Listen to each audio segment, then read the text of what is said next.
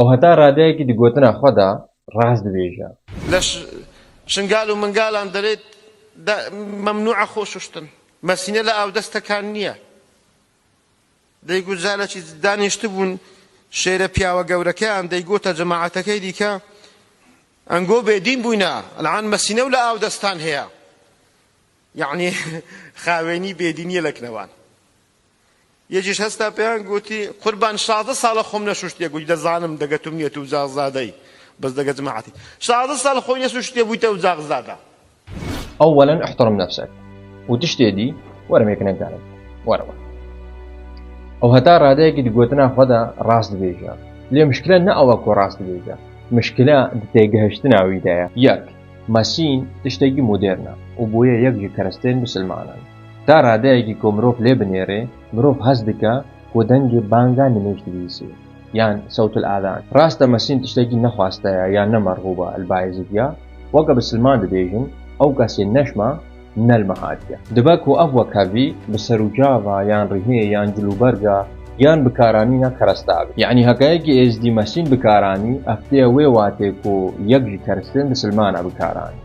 وأفتشتيكو أفشيخ يان أفمالا رخني لديك دراستي دويت اشتي بكارتيني يكو نشمة من المهاتية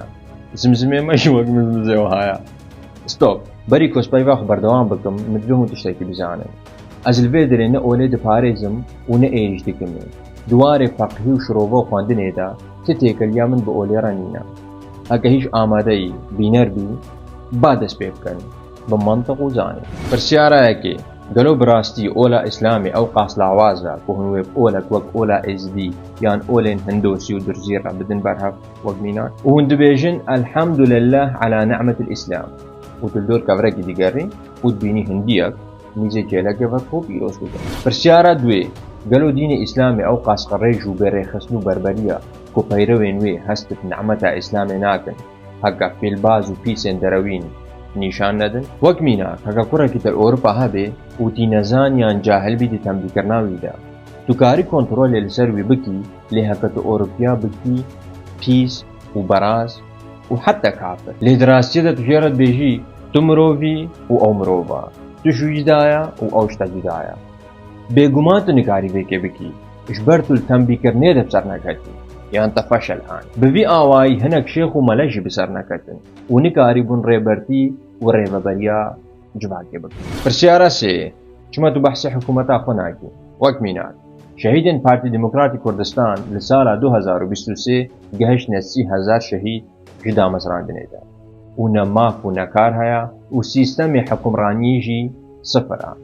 و كردستان جي ايك جهره من هري گندلا دي جهاني چما تو بحث ايران ناكي كو كردن بسلمان تيدت كوجين يعني جي بحث تركا ناكي كو چاوا اردوغان روش آواي كردستان بومبا باران ديكا و قرآن دمارن بسلمانا دا دشوتين چما بحث بوجه خلكان موازنة الشعب ناكي كو گهشت وير رادي هر گاوا كو لوغي روداو يان كردسات يان كردستان 24 دبينم چتش ناكوه مجيمدا اش غيري موچو بوجه موچو بوجه موچو بوجه موچو بوجه موچا پسند نکراوا بوجه لبغدا نهاتوا بوجه لأربيلا بوجه لهوليرا بوجه لبغداوا بوجه بريوايا يلعن لأول بوجه يعني شما بحثي كشتيو بكوجا يعني لدفن سرپرما كردستان و انجام جنگها جواكيتي چوي ناي فانا شيخ اسلام نوينه ربو ديني الله داكو حس کرني و ليبورين دنا مروفا دا بلعبكا فانا شيخ اسلام برپرسيكيا جبو اخلاق و هشياري و جانا هفش لتالية تشتي دخوازم بيجم اف شيخ عس حساب ناكن جبران بسلمان و نجبران كرد اف بيسوي بمينن و امي كافر بمينن و ايريشي اولاوان بكر مادم كو وسعد فكرن ند برجوانديا بسلماني بالرومد دايا تج آلية اولي و چو دنياي با كو ايريش بكسر براي خوي ازدي و ند برجوانديا ازدي جي دايا كو ايريش بكسر براي خوي بسلمان يان براي مسيحي با اگر اچن مجي كرا جمع و جوان جيانا ما باش روجا ما اخو آوا ما ديرو و نفشن ما هفبشن سلام